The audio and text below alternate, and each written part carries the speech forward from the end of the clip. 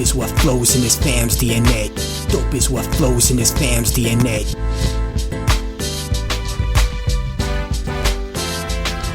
What's good, everybody? Welcome to Dope Interviews, brought to you by the mighty Anti-Media Group. I'm your host, Warren Shaw. And in the virtual building for season 10 debut, we're talking about a topic a lot of us know about in general. We're talking about navigating your career. And I have a really, really amazing individual all the way from the across the pond, as we say here, I think at times. My guest is a London-based corporate leader, originally from the Caribbean. So bless up yourself, you know how that go already. And the author of the book, Build Your Table. She challenges the idea that getting a seat at the table is a goal, breaks down why sometimes the real power move isn't building your own. It's Beverly Vanterpool, also host of Career Sisters. Beverly, what's good? And welcome to Dope Interviews. Thanks for having me, Warren. It's great to be here. And yeah, everything is good. It's a new year. So yeah, wonderful to be here with you today. Blessings for true. So let's start from my lens. You know, one of the, as we were setting up this interview and finding out, you know, you're of Caribbean descent. So can you take me from life in the Caribbean and then moving to London and accepting kind of like the corporate roles, or, you know, how'd you get from where you were to the London side? Yeah, so I'm originally from the British Virgin Islands. So 20 years ago, I left the BVI to move to the UK to do my MBA. At that point, I chose to stay, and, you know, kind of the BVI is a fairly small place. So I wanted to kind of widen my horizons, be able to work in different environments, be able to work in different functions. So took the leap, I'd started my career as an accountant. So my first role was in accounting at Hewlett-Packard in the UK, and then sort of from there moved across various industries, various roles. So it's been broadening my experience since then. Yeah. Accounting lane. Yeah. Well, you'll always have a job because people always need that. It's definitely a great place to start. I didn't stay there, but it was a great place to start, a great foundation. Fair. And we'll definitely get into that for sure. What was the biggest shock moving from the Caribbean to London? Because from a lot of people's perspective, and especially even mine, maybe I should just speak for myself, you know, there are a lot of Caribbean, West Indian people there, especially from, you know, where I'm from, a lot of Jamaicans specifically in that space. But what is like the culture shock outside of the weather, you know, moving from that? Yeah, well, so probably the weather is the most obvious. I mean, I think, you know, what's good, what's easy is that, you know, as you suggest, London does have a very big multinational community. You can go out and find your West Indian food and music, etc. Yep. So you can find pockets within that. But obviously, if you think work-wise, you come from the Caribbean, you come from a place where the majority of people look like you, right? You're not other. Whereas all of a sudden, you know, in the UK, in other environments, you're now other. You kind of have to sometimes defend indirectly why you deserve to be in the room. It's not assumed you should be in the room. So it's both a big thing and a small thing, right? You know, it's not necessarily big and obvious, but it's the little things that you feel all the time about. You walk in the room, you're the only one. You know, maybe you're the only Black person. You're more than likely the only woman of color. You're almost definitely the only Black woman in the room, right? So it's the being only, I think, is probably the biggest thing. Yeah, I mean, that has to be, you know, isolating for, I think, a lot of different people when they kind of work their way up and work their way through the proverbial system, so to speak. And then, yeah, you kind of look around at times and it's like, wait a minute, right? And I think there's this notion, at least for me, again, I always want to speak for me. I don't want to speak in overall generalities, you know, but you don't want to feel like tokenism, right? But then you also don't want to feel like, oh, you should just be happy to be here, right? You know, like, so like it's a weird, almost kind of, not to say double standard, but like you're almost conflicted even within yourself, and I think within the environment as well. Would you, I guess, agree with maybe some of that statement? Yeah, no, definitely. And it's certainly a conflict I've felt, right? as you hire people, as you work with other people around you, you want to have more diverse teams, but you're always conscious about the fact that, you are judged more harshly, you're looked at more critically, etc., when you are the exception rather than the norm in terms of who's the majority in the space. So you're constantly overthinking your choices, evaluating what's right in this situation. Do I lean in to inclusion or diversity, or am I going to be judged for that? So it does put a lot of additional emotional pressure on things that perhaps shouldn't be.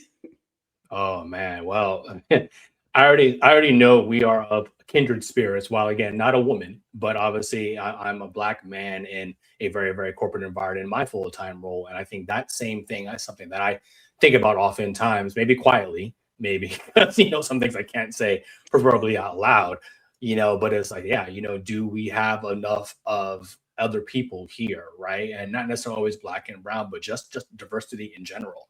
And I've been in spaces sometimes and I was like just doing the hiring. It's really interesting. Where I was like, well, my staff is primarily male. Like, how did this happen? Right. And Mhm. then it switched the other way. I was like, oh, now I have a primarily female. And honestly, these weren't subconscious choices. I literally was hiring the best people for the job and whoever applied. And sometimes you can only hire who applies.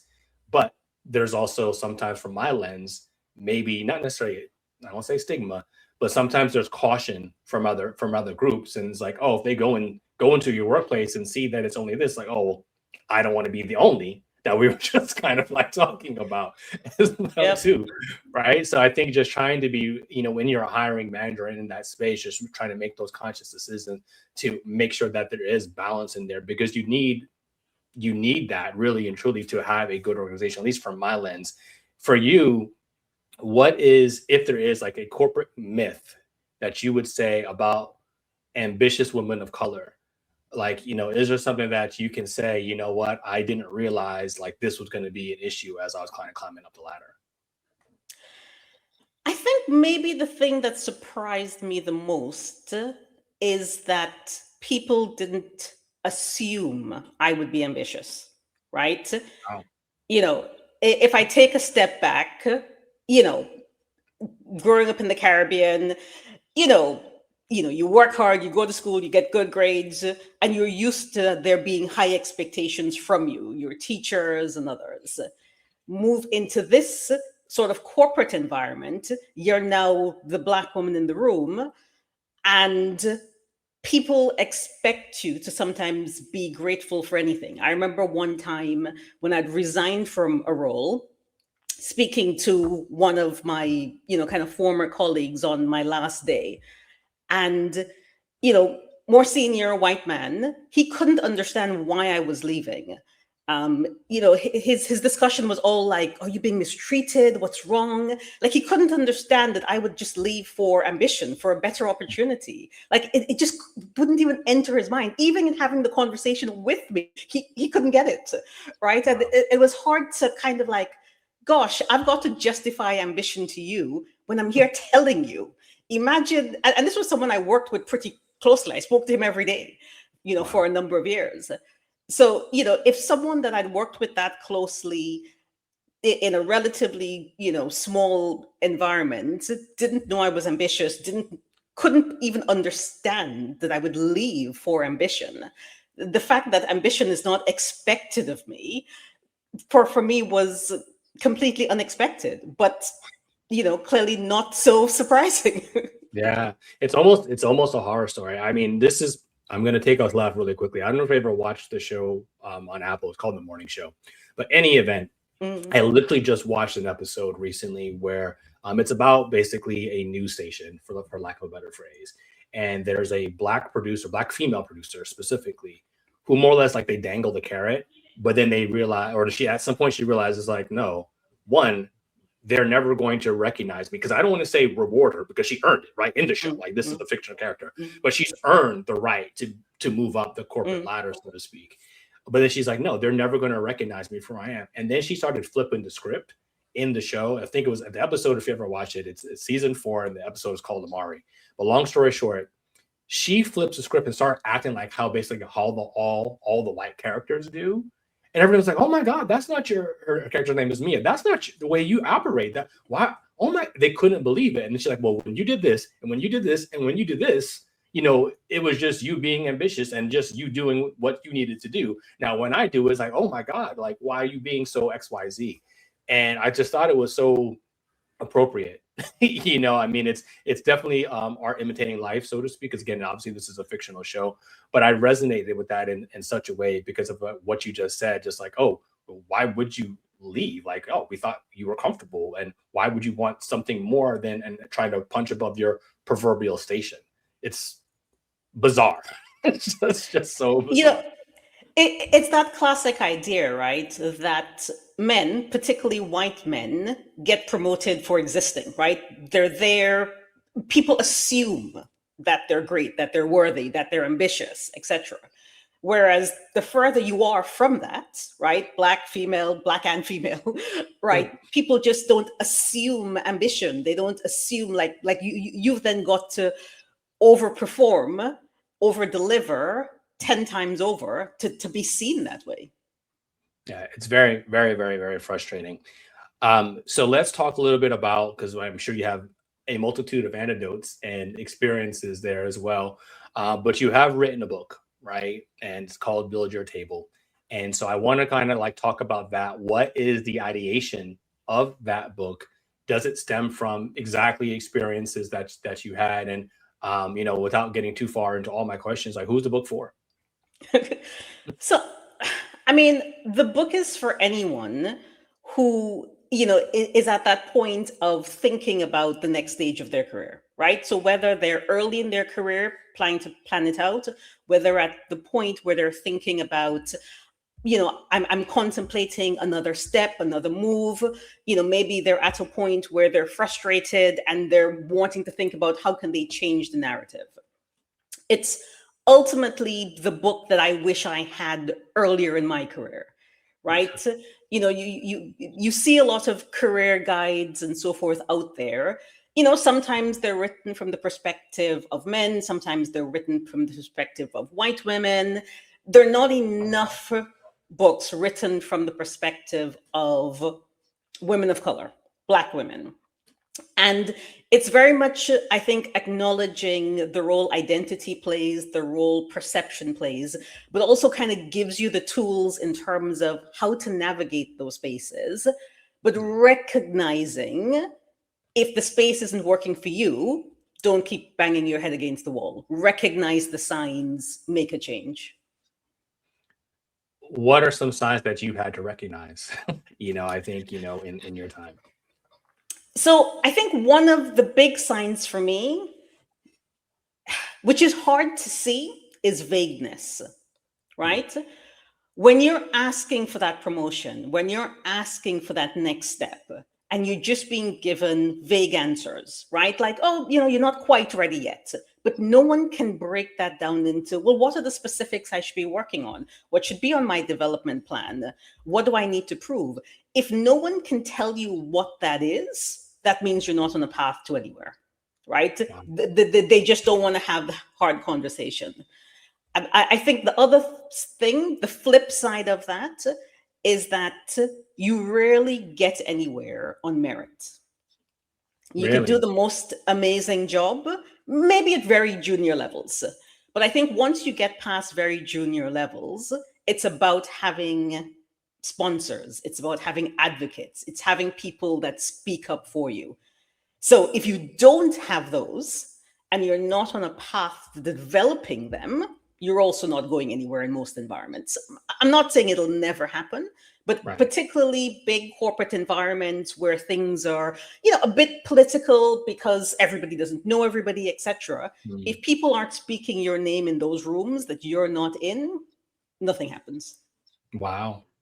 I mean, I think that's very poignant, right? And again, like for our listeners, we're not talking in absolutes, but I think in most common, circumstances. So would you say, like, with the book specifically and the skills that most people may not realize they need to identify, is it the relationship building? Is it the confidence? Is it the visibility? Which one of those you feel like is the most important, or are they all just kind of tied together? So within the book, I use this idea of 4 pillars, right? So Awesome. that's the idea of the table, right? So you've got your first pillar is your knowledge and experience, right? Then you've got the pillar of community, which is things like networking, etc.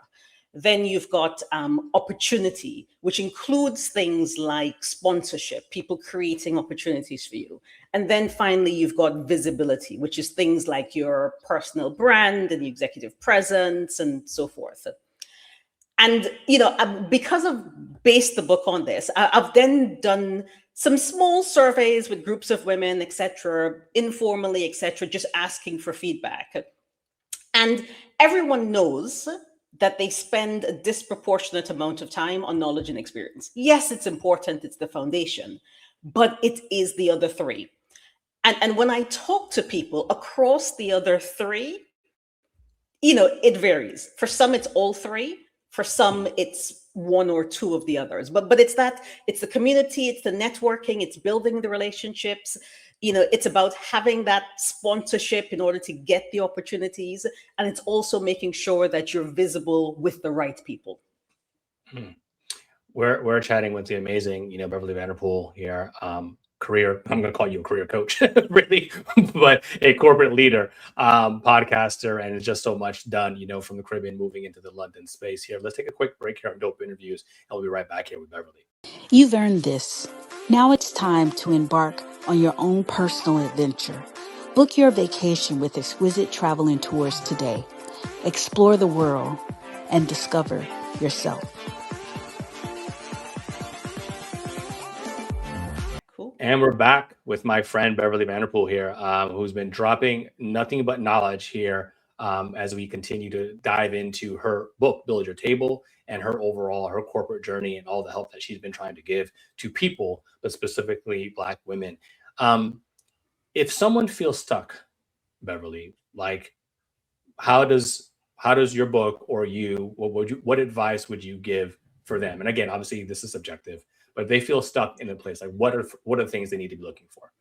Yeah, I mean, it's an excellent question, and it's a question that I've actually got an exercise in the book to help you evaluate it. But it fundamentally comes down to evaluate your situation, right?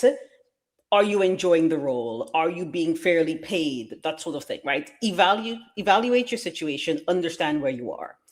Okay. When you've done that, look around. Are there things that you can improve, right? So can you make a lateral move? Can you ask for a raise? Can you, can you influence things to improve your opportunities in that environment, right? Once you've done that, or you've determined that that's not possible in the current scenario, then that's where you've got to contemplate other options. Now, what those other options are depends on you, depends on your situation, depends on the job market. It's an incredible, difficult job market at the moment. So, and if you don't have the levers to improve your situation where you are, then you've got to think about how do you make your situation stronger. Now, whether that's looking for something as an alternative, whether that's looking for something as a supplement, creating a portfolio career alongside what you're doing, etc. There are different ways to do that, but that's fundamentally the path.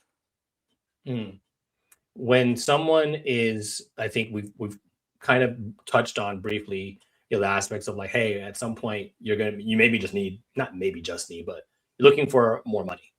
Is there a way that you would suggest people evaluate that, and how I feel like asking is a weird term, right? But when you've recognized to the point like, hey, you're outperforming the value at which they've valued you, and you need additional compensation for that.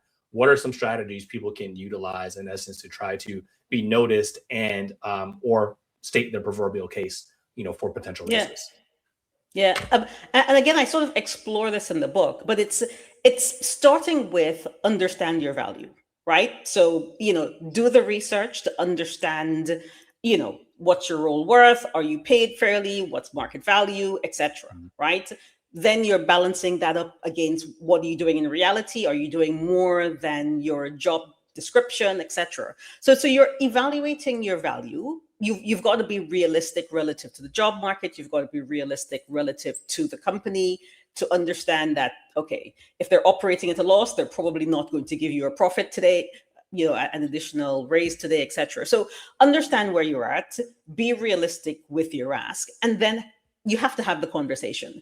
Because regardless of what comes out of it, having the conversation is invaluable. What do you get told? Do you get told, not now, you're amazing, we can't afford it? Do you get told, as I kind of started off, a very vague answer that doesn't really tell you anything?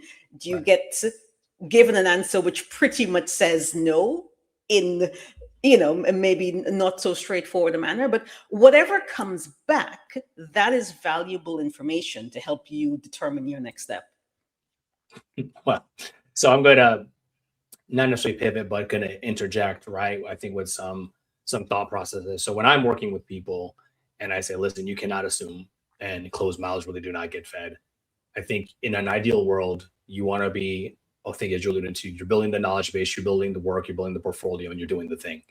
And the higher ups, if you will notice that and just say, hey, Beverly, you're doing such a great job. Here's $5,000 more, here's $10,000 more, whatever. It really rarely works that way. Like it really does. So I think your point in terms of like, listen, you have to almost unapologetically be confident and not necessarily boisterous or boastful. But if you're not going to sing your own praises, why would anybody else? And I think it's just, there's a way that you bring that to the table and really present yourself, professionally. But I think just waiting for it to happen is almost like a fool's errand. And many people of color have fallen into that trap. There's like, oh, they're going to notice me. They're going to notice me. But I think as we started the interview, sometimes you're just like, well, should I just be happy to be here? I'm quiet, and you're waiting for it to happen. It never does. Go ahead. Yeah. I think the reality is people are busy, right? Like even when you work for a small business and you think the boss, the employer should notice, they're running around doing a million things. Right. And sometimes they see the output. They don't see the effort and the hard work it took to get you there, to get that output. In a bigger organization, it's even harder. So much is going on, and on top of that, you make the assumption that you've got a good boss, right? And that your boss has the power, right? Both of those things may not be true, right? Your boss might be okay, mediocre, but doesn't have the skills, the advocacy themselves to kind of create that space, argue for you, etc. So, they might have stuff going on in their personal lives. There's a whole gamut of things that could be going on. Sure. You can't control that, but you can control your narrative, your story, making sure that you're putting the information out there.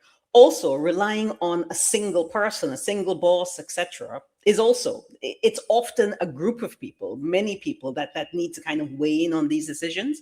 So unless you're doing your path to raise your visibility, make sure your work is being known across all the key decision makers, you're basically holding out for luck, right? And you might be that person who's in the right place at the right time, who has the amazing boss, who notices, and and if that's you, wonderful. Right. But you can't count on it.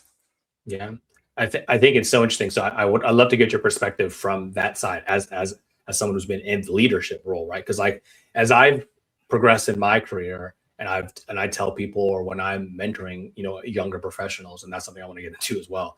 But like I'm just like in sports, like one seat over is vastly different.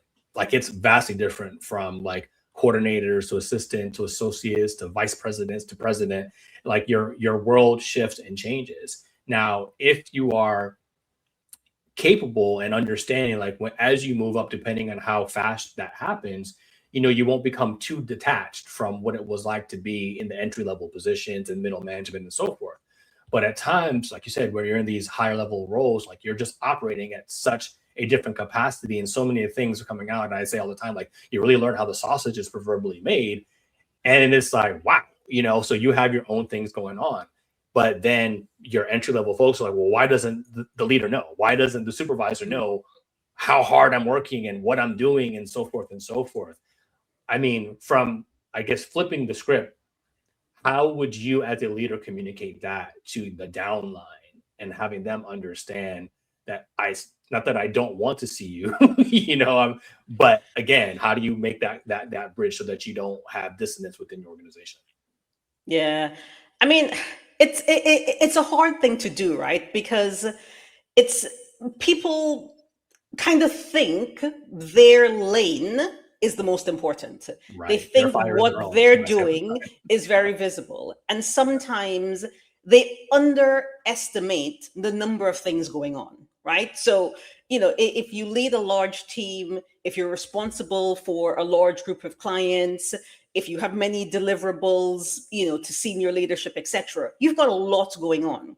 So particularly someone who doesn't directly report to you, but might be a level or two further down, you often just see a snippet of their outputs, right? Which simply might be reflected as a number on a scorecard, etc. So yes, they're doing the hard work, but what I often say is the numbers you can judge, and if your numbers speak very strongly, right? You do a job comparable to other people, you're outperforming other people, that may stand out. But if you're doing a job where it's the how you're delivering, that's important, right? Like, you delivered this really well for your client, you went above and beyond, etc. Other than the people in the room, it's very hard to know that. It's very hard to kind of see next level down. So there's, in terms of evaluating performance, there's all these things. I think the other thing people underestimate is that doing a good job at your current role doesn't mean you're ready for the next role. And I think until you're intentionally having those conversations with your leader, mentors in your organization, etc., around what is required for that next level, you might also be working in an unrealistic way, right? I've had people in my team in the past who, were upset that they weren't promoted to the next level. But when we went through where they were, worked out the plan, like, look, this is the skills you need to demonstrate. And you don't just need to demonstrate it to me, you need to demonstrate it in front of my boss and maybe my boss's boss, because they're ultimately going to be the real decision maker behind your promotion. So unless they see you as being great in front of customers, unless they see you as being a good people leader, whatever it is, it's never going to happen, right? And therefore, to get to that next level, it's not just about, we've got to work to make sure you're seen at that next level. You're already performing at that next level. You can handle yourself in a meeting without other people being there to support you. Whatever it is appropriate in your scenario, but that you're actively working towards that and demonstrating it. I think everything you said there is so important. And I would only add, the same thing when the closed mouths don't get fed, but from the leadership role, making sure that feedback is consistent, right? Because I think sometimes when you don't get any information, like that's information in that of itself, right? But we operate a lot of times in annual structure. So then when it's time for the performance review, that's the only time to really talk about goal setting and what the next step is. But you should be having whatever your organization is set up for, whether that's weekly, monthly, or whatever, quarterly meetings, but then keeping like those check-ins on whatever those annual performance goals are going to be to say, hey, am I heading towards whatever that next step? So that, hey, 1 year turns to the next, and like now I'm surprised that, hey, I haven't gained any skills in essence to move to the next step that I think I'm so ready for, when you may not have been working in that direction. So I think that's great. I think it's a great opportunity now to pivot to season 2, of your podcast, Career Sisters, which I think, is an amazing, amazing title and overall mantra. So let's talk a little bit about why that name. I imagine, again, some of the stuff we've been talking about is kind of like what's fueled that, but why that name? Who do you do it with? Who are some of the guests that you look to speak with on that podcast? Yeah. So the full name is Stories by Career Sisters, right? And the idea behind of it is that, it's real conversations with real women. We're talking about careers. We're talking about advice. So I kind of position it a little bit as the book is my perspective, my lens, informed by having worked with others and everything, but it's my lens.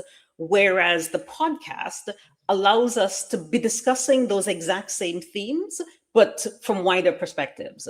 So I interview women, some of them are entrepreneurs, some of them have portfolio careers, a mixture of both, some of them are employees.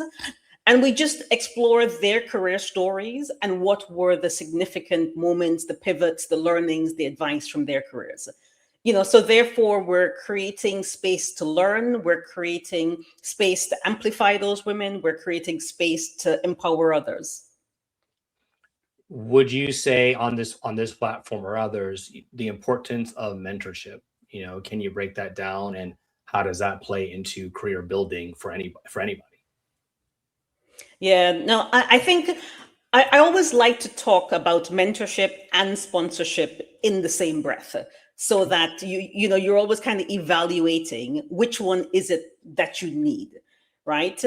Mentorship is hugely important when you're at points where you're wanting to gain knowledge, you're wanting to learn, you want to understand how a system works, etc. So a simple example might be you're new in a role, you're new in a company, you're wanting to kind of step up to the next level. You're at these points where you want to learn from the people around you, the people above you, the people that are peers, etc. So a whole group of people can provide mentorship, right? They could be in your organization, they could be outside your organization, in terms of providing that support, guidance, insight, whatever it is that you want to work on, right? And it creates a safe space separate from your leader, etc., in order to kind of think about what are the challenges in your career. On the flip side, people sometimes confuse mentorship with sponsorship, right? This idea of the person who's going to open the door, the person who's going to give you that opportunity, etc. That, however, can only be done by a very narrow band of people, right, who have the power to do so. And I think being really clear what it is that you're looking for at that point in your career, and then making sure that you're investing in the right things and in the right place in terms of who can provide it for you. Yeah, I think that's expertly said. Again, could not say it any better myself.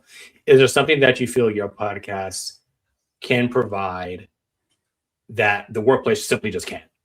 Just like no matter how many times you go to work, like listen to this pod, listen to this show, because you're bringing XYZ to the table. Yeah, so I think what we do is we bring the diversity, right? We're bringing people from different fields, people from different countries. So, the guests come from the UK, the US, the Caribbean, etc. So we're bringing a different perspective than you might have right around you, right? So whether it's that diversity from this amazing lineup of women who come from different fields, right? So whether they're working in AI or tech or finance, or medical research, whatever it is, right? So they're coming from this whole gamut of arenas. So you're seeing these women across these different fields, but ultimately the career challenges are all the same, right? So that learnings in terms of how do you kind of navigate spaces, how do you build the community around you, etc. The themes from a career perspective are kind of unilateral, they're shared. And you're also hearing from the people who've then kind of pivoted, whether that is into entrepreneurship and or into portfolio careers, right? Like what were the key moments there? So I think, if you're looking for inspiration, if you're looking for advice, if you're looking to just kind of be surrounded and, wanting just to broaden your horizons of, that there are women and Black women doing these amazing things, working across these fields, then I think it's a place to be reminded of that. It's a place for inspiration. It's a place for advice. Stories by Career Sisters. So do you think you will touch on with this in this season or any other, the multi-generational workforce, right? And how younger professionals are still here with whatever it is, baby boom. I always get the generations X, Y, Z, baby boomers all confused. But basically, even people from the 70s and some even from the 60s are still in the workforce, to now all these younger people who are in this spaceable town. They're all kind of converging. How do you feel like that, or do you feel like that is impacting anything when it comes to what you have had to interact with and work with when it comes to professionalism and even maybe women of color specifically? I don't know if we've looked at it from quite that lens. I think where it plays out is as we speak to different women, different generations, you can see the differences in terms of expectations around things like work-life balance and so forth. So I think we're seeing it kind of interweaved across the stories. We haven't specifically thought about looking at that question specifically, but hey, maybe that's an idea for later in the season. I hear that. So we're going to close the show here, Beverly, with kind of a lightning round. And these are not necessarily questions that ordinarily would be one answer, but I think are one sentence per se, but we're going to try to do our best here. All right. So Beverly, what's one career rule that you had before that you no longer follow? I think it's perfectionism. I used to be a perfectionist. I used to try and keep control over everything. Now I'm much more strategic about what needs to be perfect versus what needs to be good enough. So this leads us to my next question. I don't know if it would be the same answer, but a pivot that you're most proud of, would it be the same answer, or something that you're most proud of that you changed, not necessarily even your mindset, but just changed in general in terms of the work? Pivot that I'm most proud of. It's probably generally this kind of stage in my life, in that I think I probably spent a lot of time in earlier years acting how I thought I needed to act in those spaces. Whereas now I am much more intentional in a professional way about being clear what my position is. Okay. What's a major red flag in workplace culture? Ooh, that's a good one. So many things. I think for me, it's simple. I don't work with organizations, work with, whatever. If I look at the C-suite and the board and all I see are white men, it's kind of like, if at that level, there's no diversity, clearly I'm not going to be valued in that space. Fair that. And green flag in leadership, what's something that you think a great leader absolutely has? So I think it's about the people who offer a seat at the table, right? You know, the people that you can see. When I've had great leaders, I've often been able to tell it at interview stage. The people that were interested in me, the people who could see my value from that day one, were typically consistent all the way through. So, you know, do you sense in their questioning, their positioning, how they talk about their team, that they make space for the team, that they open doors, etc.? That's a great sign. Okay. And my last quick hitter lightning round question is best job you've ever had and what made it so? I think it's the job I have now. I knew you were going to say that. Well, what I'm doing now, in a lot of ways, brings together everything I've learned in my life thus far, right? You know, while I started out as an accountant and kind of worked in various operational roles, etc., and you know, what I'm doing now, talking to women, writing, you know, still being able to do some of that kind of consultancy work on the side, etc. It's the diversity, right? I'm bringing it all together, right? I'm a whole person in that all aspects of me are part of what I do today, versus when I just had a sort of traditional corporate role. Yeah, you know, I still was the person kind of leading the ERGs and so forth, but it was a much smaller part of me. Whereas now, you know, I can bring my whole self to every situation. I think it's so important that that is the answer that you're able to give. And I think a lot of people wish that was the case, because if you're lamenting where you were and what you did and are not actualizing it today, that's kind of a rough place to be in, right? And I think you can always be striving for something that's next, so to speak. But yeah, I wish a lot more people had that answer, like, hey, what's the best job you ever had? The one I'm in now. And then I'm looking for my next best job, you know, kind of after this as well too. But I love that for you, and I'm wishing you nothing but continued success. I think that is a great place to close, I cannot wait for season 2 of your podcast. I'm Warren Shaw. You can follow me at dope_interviews or at the Warren Shaw. Make sure you follow Beverly at Career Sisters on IG. And Beverly, before I let you get out of here, just any last plugs, anything else you'd like the fans and listeners to know about what you have kind of going on and coming up next? Yes, I mean, we've got a lot of exciting things happening this year. So, I recommend that you kind of go onto the website. So www.careersistas.com. Sign up for our mailing list. You can find out more about what's going on. We've got free career tools. We've got a newsletter. We've got some mentoring circles starting, etc. So there are lots of ways to kind of get involved, leverage our content, etc. So yeah, just come join us and hopefully, share in some of what we're doing. Make it happen, y'all. Again, Beverly Vanterpool. Make sure you follow her at Career Sisters. Follow me, dope_interviews or the Warren Shaw. It's been another Dope Interviews, y'all, and we're out. Together we stand, divided we never. The vision is one, striving for the better. Working as a team, working toward a dream. It's not even work when the team is the dream. On a united front, we got our own back. A band of brothers to counteract any attack. One heart in fact, forget what the blood say. Dope is what flows in this fam's DNA. So let's do it for the love, give to the max. Listen to opinion, but react to facts. And remember that together with a but separate, just pieces of it.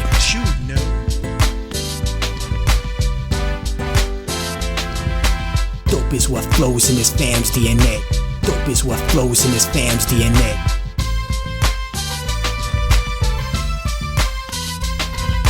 Family represent like a tree with names on it. We're free, no chains on it. Relieved, the pain's gone, I can see. We come together like questions on the quiz. Mojo Flow and Viz, man, you know what it is. And if ignorance is bliss, you're gonna hate this lesson. Organized intellect like a tropical depression. My symbol is the cross, a mic and ghost peppers. Cause I'm just a black sheep growing up to be a shepherd. Moonlighting as a weapon to protect the children. Every brother is a father, dynasties we're building.